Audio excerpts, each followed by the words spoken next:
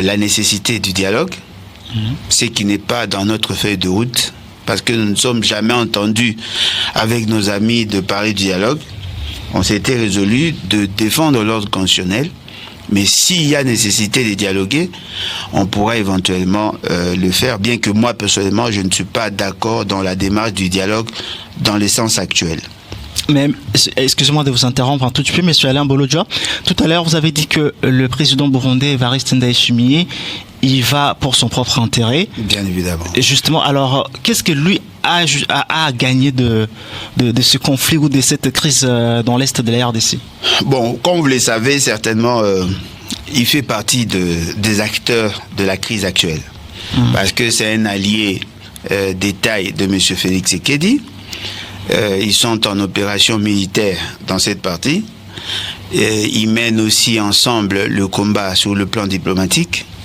Parce qu'il y a une alliance qui a été créée où on voit le Burundi, il y a des mercenaires, il y a le FARDC, il y a le Ouazalendo. Bref, il y a plusieurs composantes. Donc, dans ces volets-là, apparemment, ils n'ont plus le contrôle de ce qu'ils font.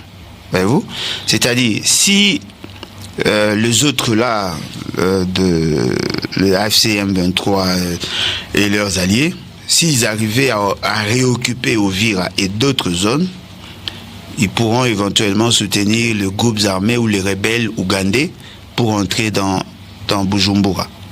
Et cela pourrait éventuellement créer son départ, parce que déjà il y a une forte pression au niveau du Burundi, parce qu'il y a eu beaucoup de jeunes qui ont succombé suite aux opérations militaires, et la population ne voit pas l'intérêt. C'est vrai qu'il y a des dividendes financiers qui sont tirés, il y a des dividendes politiques, mais il y a aussi de pression au niveau du Burundi qui pourrait éventuellement amener la population à soutenir les rebelles.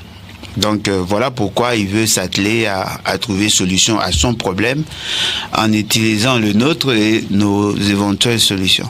Alors, si c'est maintenant que vous vous branchez à Digital Congo, vous suivez l'émission Entre nous sommes en direct.